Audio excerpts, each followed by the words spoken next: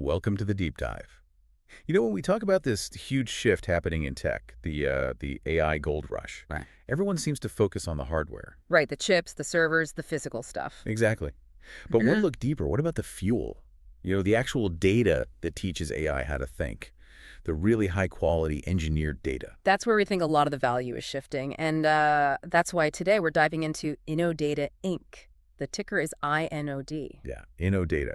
They're positioning themselves as, well, a key supplier in this whole thing, like the picks and shovels for the AI revolution. Tracely. So our mission today is to really dig into this company's potential. We're using data from October 24, 2025. Back then, the stock was at $73.90, market cap around $2.35 billion.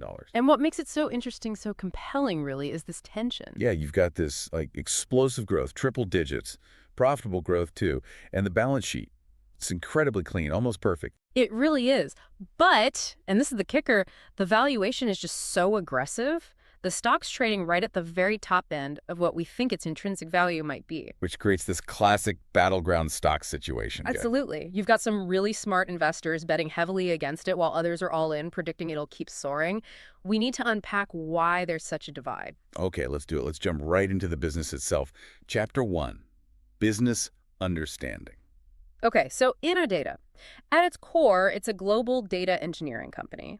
But they have this clever hybrid model for revenue. Hybrid? How so? Well, first, you've got project-based contracts. This is what's really fueled that recent massive growth. They do custom data work, transformations for clients building these big generative AI models. Okay, the custom high-growth stuff. Yeah. And the other part. That's their subscription services. More stable, recurring revenue. Think platforms like Synodex that pulls data for healthcare and Agility PR solutions for media monitoring. So it's steady income there.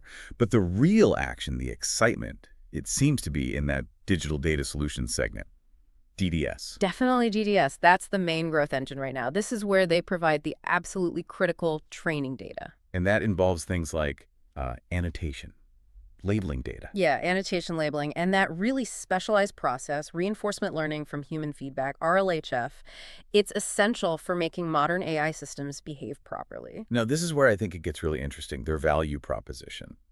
It's not just about sheer volume of data, is it? No, not at all. They emphasize smart data over just scale data. It's about quality control, essentially. Quality control for AI. Exactly. They specialize in the hard stuff, Yeah. diagnosing tricky AI problems like bias creeping in or those weird hallucinations you hear about. And then they prescribe and deliver these really high-quality, human-checked data sets to fix those issues, to improve safety, improve reasoning. And that quality focus lets them charge more. It allows for premium pricing, yeah. And importantly, it creates really high switching costs. Once they're embedded, it's hard for a client to leave. And you can see the validation in their client list, right? I mean, 5 of the magnificent 7 tech giants are customers. That's huge validation. It shows an incredible level of trust and capability handling these really demanding projects. And they need the scale to do it. Oh, absolutely. They've got over 4,000 in-house experts globally, spread across more than 20 locations. That's essential for handling these massive, complex projects, basically 24/7. And this all ties into bigger trends, doesn't it? Generative AI exploding, automated data pipelines. And data governance, too. Regulations like GDPR, CCPA, they actually increase the need for the kind of quality control Innodata provide. Right. It forces companies to be careful with data. Exactly. And the whole big data engineering services market, it's projected to hit almost $190 billion by 2030. They seem perfectly placed. Chapter 2, Management Evaluation. Okay, let's talk leadership. It's kind of a tale of two things, stability and a big transformation. Right. The CEO, Jack Abuhoff, he's been there for over 28 years. That's incredibly long for tech. It really is. And under him, management pulled off this major pivot from a sort of legacy data company to this high-growth AI player we see now. And the results in 2024, 2025, they definitely validate that strategic shift. That long tenure, though, it usually signals stability. Yeah.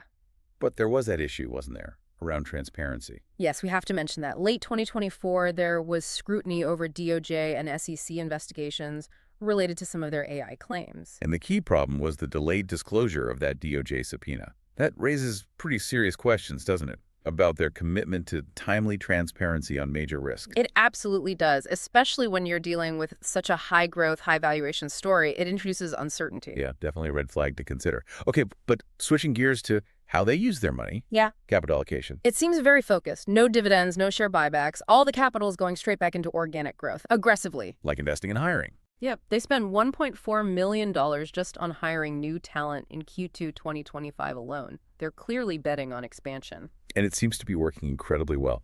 That killer metric, the return on invested capital, ROIC, it's what, 38.66%? Almost 39%. That's exceptionally strong. Wow. When a company can reinvest its capital and get that kind of return consistently, it's a very powerful sign. It suggests a really high-quality business model, maybe a strong competitive edge. Chapter 3, financial analysis. So let's look at that financial turnaround more closely. For years, Innodata's growth was, well, pretty modest. Right, kind of flatlining. But then came the AI pivot, and boom, an inflection point. Revenue practically doubled in 2024, 96% year-over-year growth. 96%. And the forecast for 2025 is still looking strong. Yeah, guidance suggests over 45% organic growth, still very robust. And crucially, this isn't just growth for growth's sake, it's profitable. Exactly, not empty calories, as you said. The trailing 12-month gross margin is almost 42%.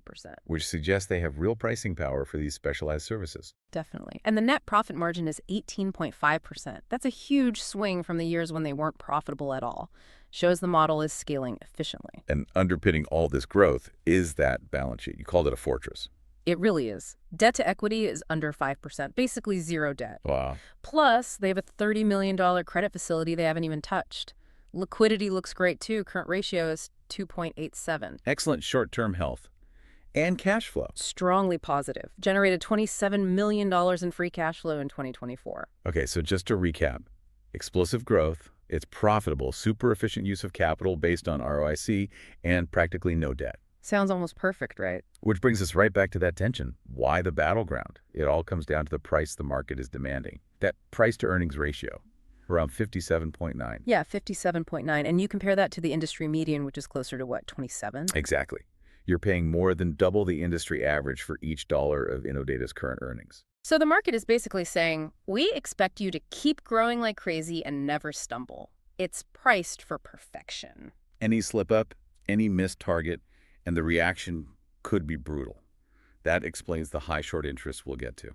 Okay, before we dig into those risks and the market view, just a quick mention. This deep dive is just one piece of our larger research library. We're building this out to help you make more informed decisions.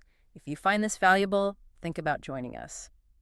All right, let's get into how the market sees this stock. Chapter 4, market sentiment. So we've got strong fundamentals, but this sky-high price, how's the market reacting? Well, Wall Street analysts, overwhelmingly positive. The consensus is a strong buy. And I've got some pretty optimistic price targets out there. Oh yeah, some reaching up to $110 a share. The narrative from analysts is clearly very bullish, focused on that AI growth story. Okay, that's the bull case from the analysts, but the bears are making noise too, right? That short interest figure. It's huge. 17.89% of the float is shorted. That is an extremely high number. What does that really mean, 17.89%? It means a very significant chunk of professional investors are actively betting against the stock. They believe the current valuation is way too high and a price collapse is coming.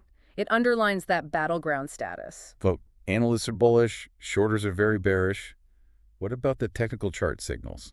Well, right now, the technicals seem to be siding with the bears, actually. The price, $73.90, is trading below both its 50-day and 200-day moving averages. Okay, and what does that typically suggest? It suggests a loss of momentum, both short-term and potentially long-term. If the price can't get back above those levels, it could signal a trend reversal downwards. Chapter 5, ownership structure. All right, let's look at who actually owns INOD. Does that tell us anything? It does add some context, especially regarding volatility. Institutions hold a bit over half, around 52–53%. But that's mostly passive funds. Index trackers. Yeah, mostly your BlackRocks, your Vanguards, funds that have to own it because it's in an index. The more interesting part is that a huge chunk, about 44%, is held by the general public, by retail investors. And that usually means more volatility. Typically, yeah. Retail ownership tends to react more sharply to news and sentiment, which can contribute to those big price swings we've seen. Okay, but the really telling part is often the insider activity, isn't it? Yeah. What are the execs and directors doing? And this is where we see a major warning sign, a big red flag. Mm. While the CEO has a decent stake, about 3.7%, which aligns him with shareholders, Mm-hmm. the trading activity from the broader insider group, the other execs and directors, is heavily skewed towards selling. How skewed? Over the last 12 months, 33 sell transactions compared to only 6 buy transactions. Wow, 33 sells versus 6 buys. And that resulted in net selling of over 2.1 million shares. So the people who know the company from the inside out, Yeah, they're selling way more than they're buying. that's what the data shows. It strongly suggests that those closest to the business feel the current valuation is full, maybe even rich, and they're taking money off the table. That's a pretty stark contrast to the bullish analyst consensus. Chapter 6. Risk assessment. Okay, let's drill down into the specific risks. No company is immune. What are the internal weaknesses we need to watch? I'd highlight 2 main internal limitations. First, customer concentration. Meaning they rely too much on a few big clients. Potentially. Revenue from their single largest customer was actually flat for 2 straight quarters. That shows vulnerability.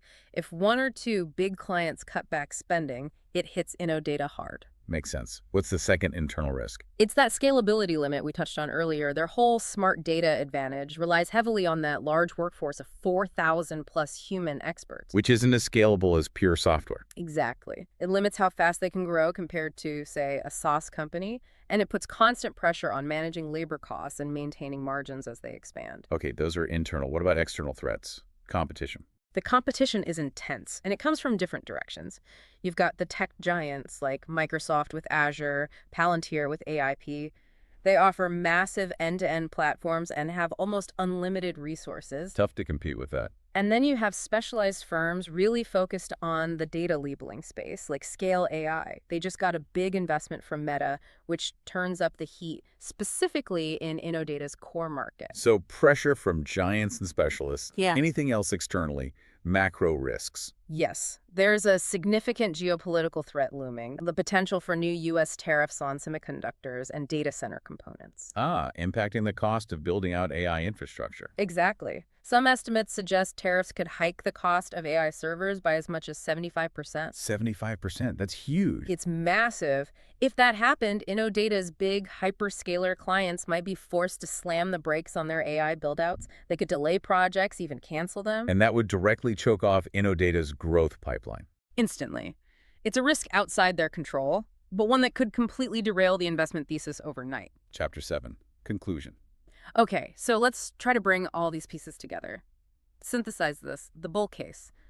It's built on solid ground, right? Yeah, undeniable points. They play a critical role in AI.